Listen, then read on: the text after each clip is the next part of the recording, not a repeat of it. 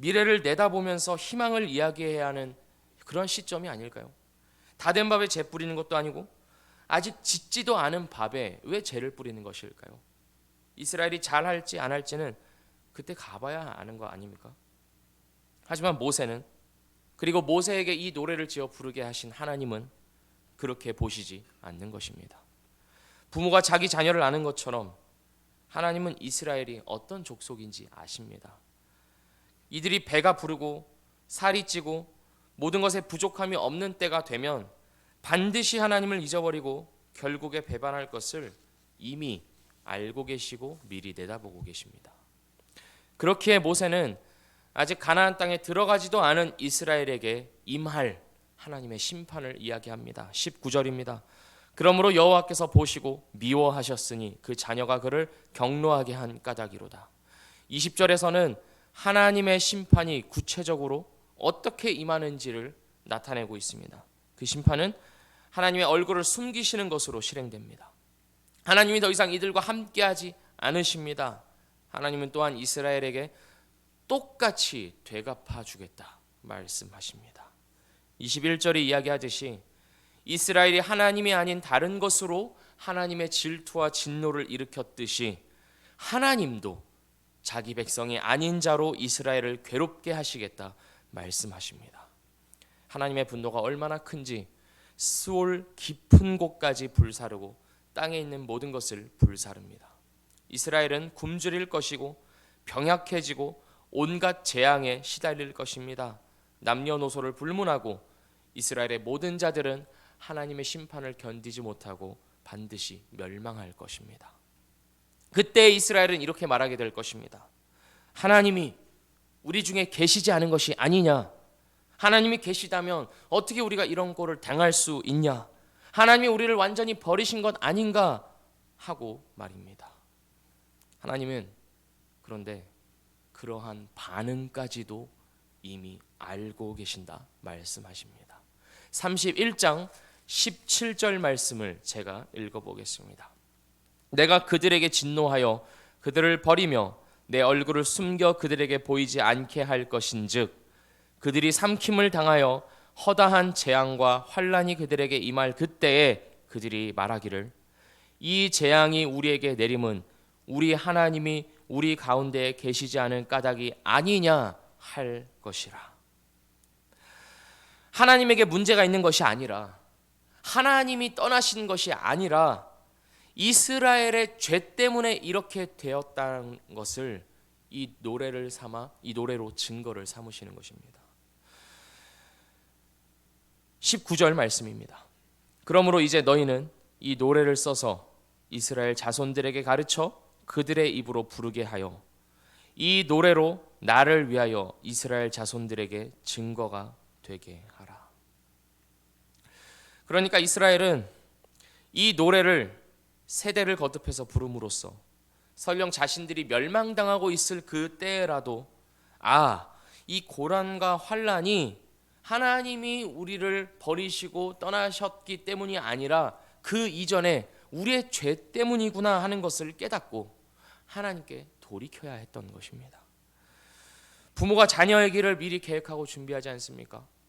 물론 부모의 뜻대로 되지는 않습니다만 어쨌든 부모의 마음은 자녀에 대해서 그러합니다. 우리 아이가 어떻게 자라야 할까?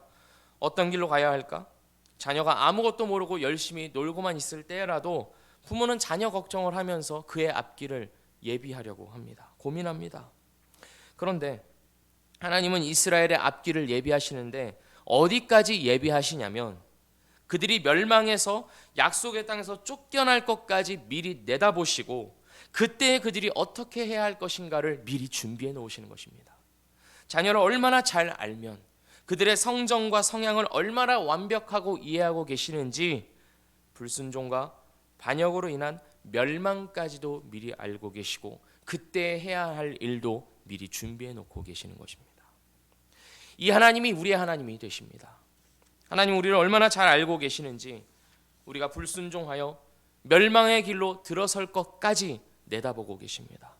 그리고 이스라엘을 위하여서 이 노래를 지어 부름으로써 증거를 삼고 멸망하고 있는 그때라도 마음을 돌이켜 돌아오라고 말씀하셨던 것처럼 우리를 향하여서도 우리의 불순종으로, 우리의 완악함으로 하나님에게서 떠나 제 갈 길을 가다가 망해버리고 있는 그때라도 마음을 돌이켜서 하나님을 찾고 하나님께 돌아오라고 목청껏 부르고 계십니다.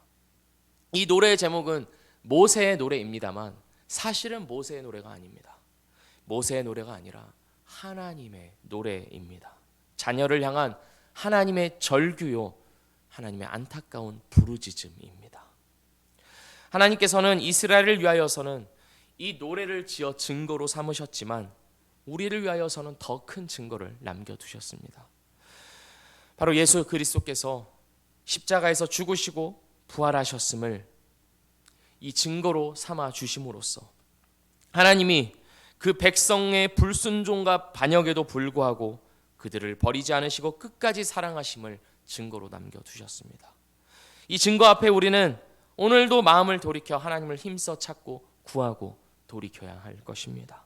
그 은혜가 우리 모두에게 있기를 원합니다. 한편 이런 생각을 하게 됩니다. 하나님께서 이스라엘이 가나안 땅에서 결국 어떤 결말을 맞이할 것인지를 이미 알고 계신다면 이스라엘이 가나안 땅에 들어가서 땅을 정복하고 기업을 분배하고 하는 이 모든 일들이 무슨 의미가 있을까요? 어차피 하나님을 잊어버리고 배반하게 될 것인데 결국 망하는 결말로 갈 것인데 뭐하러 이스라엘은 이 결말을 향하여서 첫걸음을 내딛냐는 말입니다. 하지만 우리는 이 대목을 운명론적으로 이해해서는 안 될 것입니다. 모든 것이 정해진 결말대로 흘러간다는 식으로 이해를 하게 된다면 이스라엘이 가나안 땅에 들어가는 의미는 아무것도 없으며 마찬가지로 우리 역시 오늘의 우리의 삶에 대하여서 아무런 의미를 갖지 못할 것입니다. 모세의 놀이에서 이스라엘의 반역과 그에 대한 심판이 확정적으로 기록되어 있는 이유는 아까 말씀드렸듯이 이스라엘이 이것을 기억하고 돌아오게 하기 위함입니다. 하나님이 그만큼 나는 너희들이 어떤 자들인지 안다.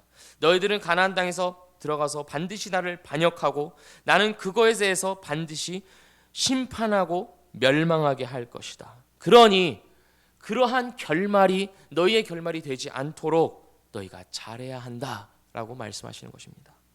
운명론적으로 받아들여서 아무것도 하지 못하게 함이 아니요, 오히려 이스라엘의 행동에 따른 책임이 따른다는 것을 강조하기 위하여서 이와 같이 말씀하시는 것입니다. 생각을 조금만 바꿔보면 오히려 이스라엘에 대한 하나님의 태도가 놀라운 것입니다. 이스라엘이 뭐라고 하나님을 향한 이스라엘의 태도에 따라 하나님이 마음 다해 기뻐하시기도 하며 마음 다해 분노하시기도 하냐는 말입니다. 도대체 이스라엘이 하나님께 어떤 존재이길래 하나님은 이스라엘에게 목매는 것처럼 절대로 마음을 돌리지 말라고 이렇게까지 경고하시냐는 말입니다. 하나님은 이미 이스라엘을 자신이 맺은 언약 안에서 묶으셨기 때문에 하나님은 이스라엘에 대해서 신경 쓰시지 않을 수가 없는 것입니다.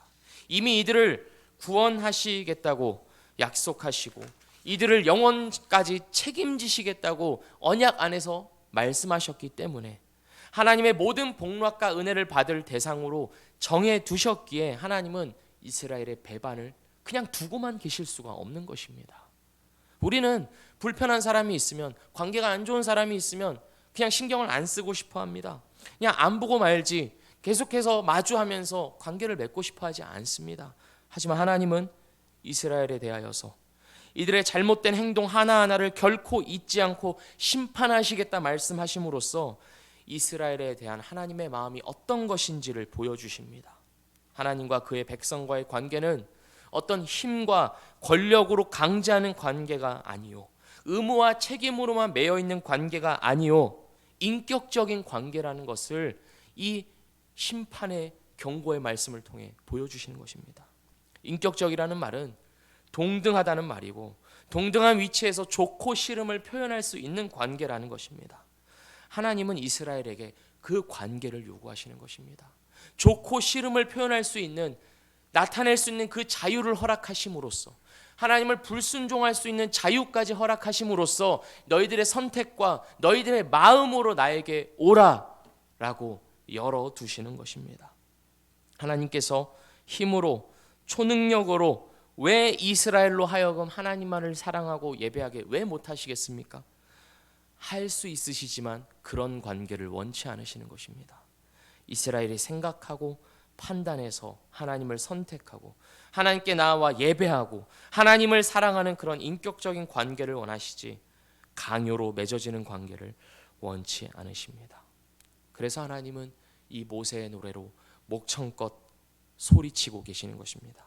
나는 너희들의 불순종에 대해서 온갖 심판을 내릴 수 있는 하나님이다. 너희를 멸망시켜버릴 수 있는 전지전능한 하나님이다. 그러나 이런 내가 너희와 동등한 관계 속에서 너희와 인격적인 관계를 맺기를 원하니 이제 나와 함께 사랑을 해 나가자. 너희들 그렇게 하지 않으면 나는 불같이 분노할 것이다. 그만큼 사랑하기 때문이다. 이렇게 우리에게 요구하시는 것입니다. 이 요구 앞에서 하나님 앞에 합당한 반응을 오늘도 해나가는 우리가 되기를 주의 이름으로 축복합니다. 기도하겠습니다. 하나님 아버지, 하나님 우리를 얼마나 잘 아시는지, 우리가 하나님을 떠나 반역하고 우리가 제 멋대로 제 좋을 대로 행하다가 망해버리게 될 것까지 하나님은 내다보시고 우리를 위해서 이 노래를 지어 부르셨음을 오늘 말씀을 통해서 바라봅니다. 주님, 우리는 성정이 죄인이요 성정이 하나님을 싫어하는 자들이오나 하나님께서 예수 그리스도 안에서 우리를 구원하시고 우리의 마음을 돌이켜 하나님을 바라보게 하여 주셨사오니 이 마음 하나님을 향하여서 변치 않도록 은혜를 더하여 주시고 인도하여 주시옵소서. 그리하여서 때로는 우리가 하나님을 잠깐 떠나서 또한 우리를 먼저 생각할 때라도 하나님 이 노래를 기억함으로써 또한 우리를 향한 예수 그리스도의 사랑을 기억함으로써 다시금 하나님께 돌이켜 하나님을 찾고 구하고 하나님과의 인격적인 관계를 다시금 맺어나가는 하나님 안에서의 복락과 은혜를 받아 누리는 우리가 되도록 복 주시고 인도하여 주시옵소서. 예수 그리스도의 이름으로 기도합니다. 아멘.